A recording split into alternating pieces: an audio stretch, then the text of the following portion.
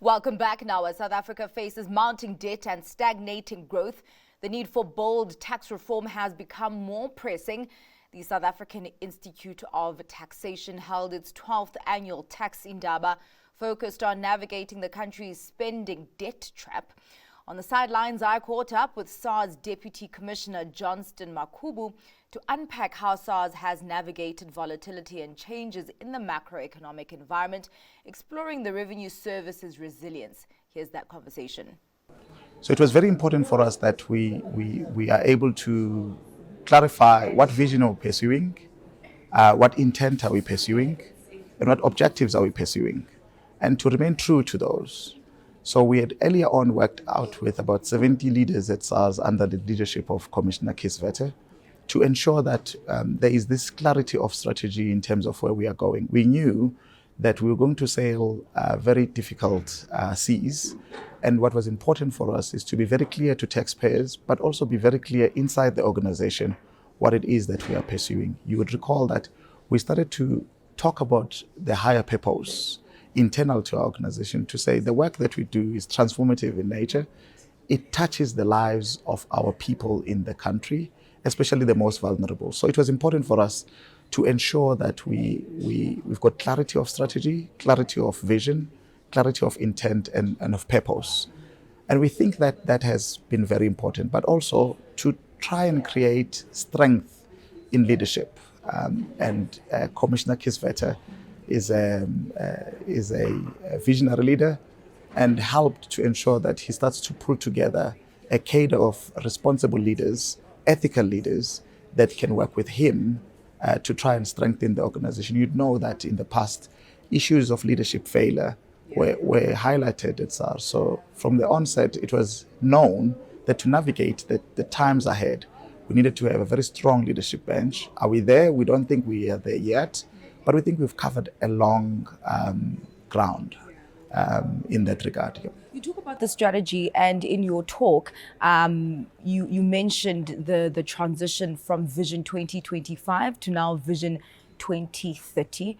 What are the actual anchors and messaging in terms of the pillars of that strategy? So in the main, you would have heard us saying that we now want the tax system to be an intelligent tax system that is built on artificial intelligence, on data science, and on smart technologies going forward. So key and fundamental for us in terms of the next 5 years in Vision 2030 is one, the people agenda, and how do we make sure that our people are future-proof, they can be able to work in an environment that is largely dominated by AI through AI agentification. And we are looking at that piece quite significantly and importantly. So there's a people agenda that is important for us. We want our employees to continue to be engaged. We are trying to make sure that they experience an enhanced value proposition whilst they continue to exist with an environment that technologically is changing. So we raise that issue of people, but also we move further to say it's very important for us to be able to leverage technology, smart technologies. Maybe we have done this over the last 5 years, but we are quite intent in those 8 areas we have touched on that are important, whether it's VAT modernization, whether it's customs and excise modernization, whether it's our enhanced and intelligent case management system, whether it's around a unique digital ID creation, working with others in government. Those things are very important and they anchor the work that we're going to be doing over the next 5 years, because we believe that they define what we call modernization 3.0.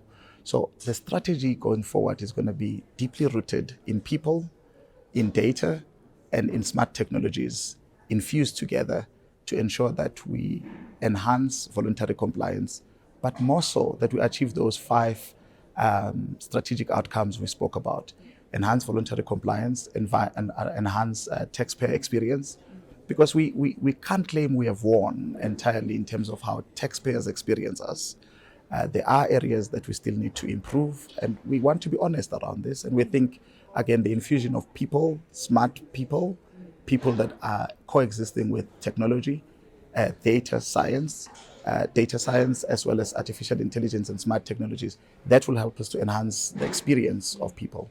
That's why you would have heard me largely speaking about how do we start in our contact center environment and start to leverage AI agentification to ensure that we use smart technologies to disintermediate the need for human intervention so that you have an enhanced experience by the taxpayer. And we've seen it globally, and our partners in BRICS, for instance, have achieved great results in this regard, and we think we can follow suit.